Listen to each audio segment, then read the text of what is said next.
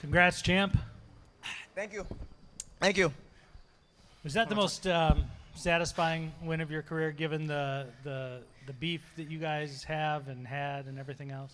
Like, I'm satisfied that I got the win, but I wanted to get that motherfucker out of there. I wanted to cause a little more damage. I definitely got to see the look I was looking for. Like, oh, he wasn't ready for the pain that I was going to bring him. But, so yeah, that is the most satisfying, given the talk he was talking.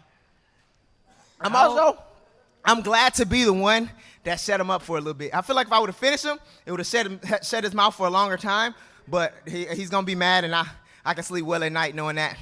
How far in advance did you plan your little send-off once you got on the mic, the little... I thought about that backstage. Backstage, I was like, you know what? The fans not really liking him, so I'm going to give the fans, you know what I mean, some I told you so, too, after the fight, you know. I think they enjoyed that. So take us through the fight from your perspective. Yeah. Obviously, two stories to the fight. One, his control time. Yep. And two is, you outstriking him. So were you surprised at the wide disparity of the scores? I was surprised with the 50-35 or 50-45 because I definitely believe he was trying to, like, control, and that we know that's his game. But he did, like, literally no damage to me anytime he controlled me, because he couldn't do damage because I'm creating space and doing the things I'm supposed to do to keep the fight moving, like to progress toward a finish. And anytime I got in the dominant position, I was progressing toward a finish. He was just trying to stall the fight out. That's all he was doing. So I don't think, and even the commissioner read us the rules in the beginning of the fight. It was like damage, case, generalship, those or those hold the highest regard in a fight. So just because you hold somebody's legs for, a round, that don't mean, you should win a fight. And I think that's how it should be. This is mixed martial arts. But you've been around this game quite a bit. Yep. You've seen things go screwy. So was there times during the fight when you're on your back and he's holding you down that you're going, oh shit, man, this could turn sideways on me in a hurry? Yeah. With the judges. And my coaches were giving me senses of urgency too. Like I need to get going, and I know that going into this fight, like that's his whole game plan. He's gonna try to hold me. And the game plan was not to get him there. He was good enough to get up or to get in and get past my back, so get up past a lot of my defenses. But ultimately, he wasn't able to do anything with the position, and I was able to escape a lot of the positions. I don't know if he ever finished like on top of me at the end of the round. I don't remember now, but I believe I was able to reverse him or escape from position. Majority of the times, he was able to gain position on me. You got to be in there with Patchy. You know, obviously you're fighting him several months down the line. Mm-hmm. What are your initial thoughts on that? And did you see any of his fight against Magomed? Yeah, I seen glimpses of it. I seen the finish.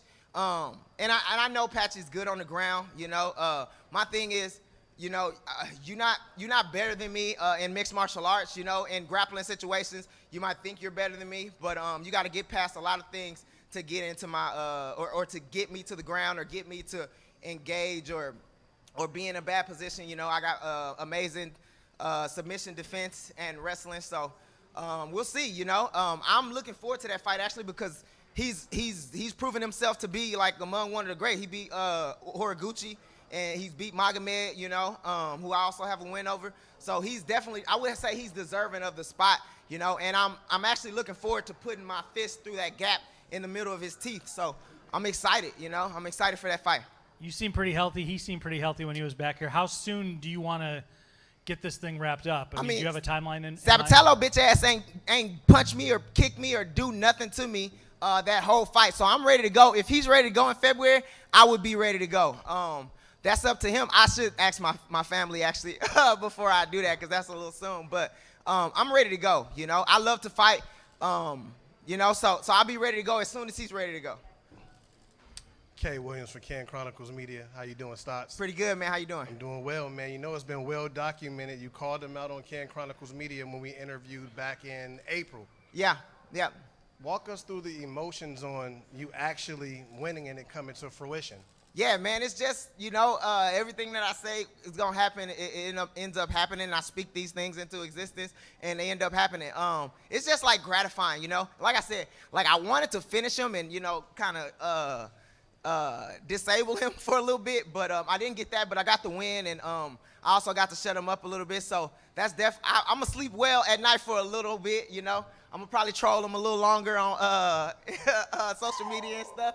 Yeah, let's go. Yeah, a bunch of people probably gonna troll him with me, but yeah, I'm just excited. I'm excited for the win. And you know, I got a personal question for you, man. What's gonna be your victory meal tonight, man? I know you can't cheat on the diet. Oh man, I'm cheating on the diet for sure.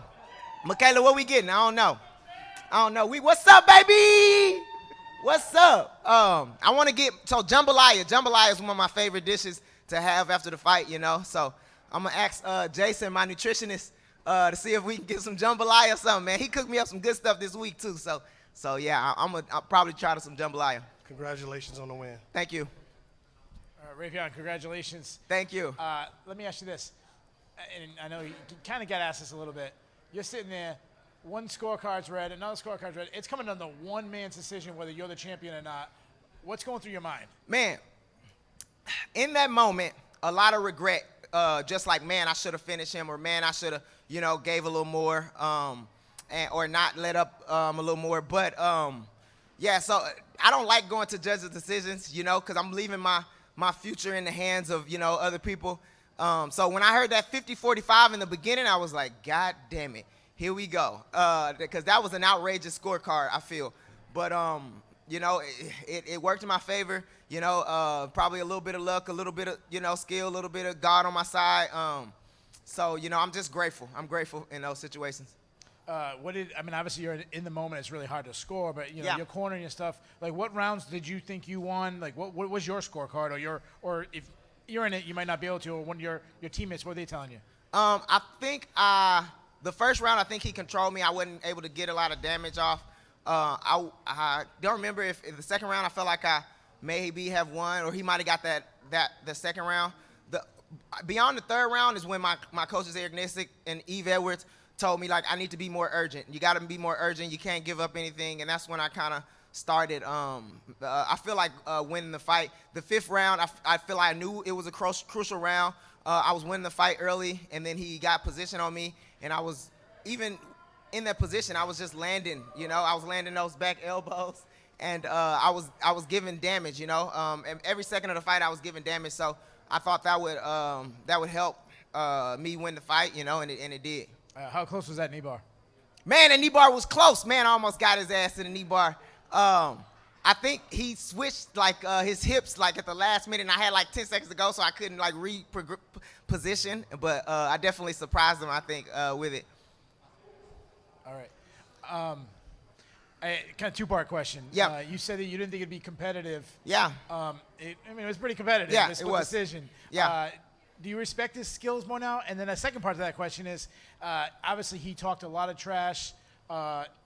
He wasn't able to completely back it up. Yeah. But it made a lot of people really excited for the Grand Prix, and particularly this fight more than any. Would you Yeah. say he's good for MMA? No, I definitely I think he's good for MMA. I think he was great for my career. He was a great step I needed. I feel like I needed a villain. I needed somebody, you know, on the other side of the cage that people thought could hang with me and you know, would like pose a threat to me and challenge me, you know, and he definitely did that. His skills were better than I thought they were, so I'll give him credit for that. But I still won, so I'm still gonna talk shit and rub it in his face. So, Ralph, so your next fight's with, you know, Patchy. yep, Then possibly, you know, with Sergio. yep. Do you think you're done facing Sabatello, or you think he's going to come back again? I said this in the beginning. I feel like this was early for me to face Sabatello. I think he'll be back. I think he'll learn from this this loss, and he'll be better for it. I think he still needs time in the game to grow. So yeah, hopefully I see him again, because that was like a fun fight and that was a fun build-up, and he had a lot to say that I thought was that was good. So hopefully I see him again. Now, you talked about the damage you were doing. In the Yeah. fifth round with those elbows, Yeah. did you think the elbows were not 12-6 elbows to have the ref stop it? Yeah, I don't think they were. The issue wasn't the 12-6. I think it was because I was laying on my back, so I was elbowing like this way. I wasn't elbowing straight from the ground Right. to the roof to the ceiling. He was turning his head to kind of get away from the elbows, and I couldn't really see that. So like as I would elbow his face, he turned his head and I hit his back, and the ref would tell me, "Hey, watch the back of the head." And you know, once I heard that, you know, I stopped elbowing it. But if he turned his face again, I started elbowing again. And then he warned me again because he turned his head again. So, one last one for me. Can you rate him as an opponent? Given this performance, I'll give him a -2. So, yeah, he definitely better than I thought he was, but he still sucks. Hey, Raufeon over here. Congratulations on the win. I got to ask you this. I asked Sergio, despite all the trash talk, despite all the things Sabatello says, do you have any sense of newfound appreciation for him for all the attention, the new attention he's brought to the bantamweight division? Yeah, no, I appreciate his fight build-up. I don't.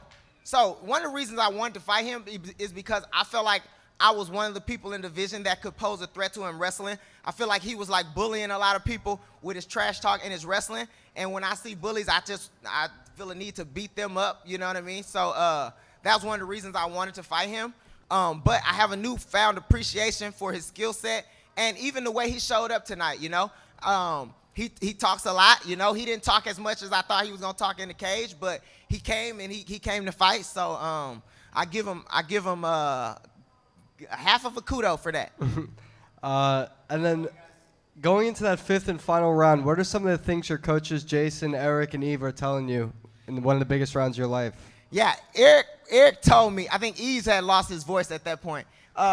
Eric was telling me, hey, I need you to fucking fight this motherfucker. Fight. I'm going to say it in Eric's voice. I need you to fight this motherfucker, okay? You go out there and you fight this motherfucker. Don't wrestle with him. Don't fucking do all this shit. You hit him, you back up, and you hit him again. And I remember that, and that shit stuck with me, you know? I love Eric, you know, for that sense of motivation. That's the type of stuff I need, you know, especially going into, like, the round of my life, you know? This is to keep $1 million alive.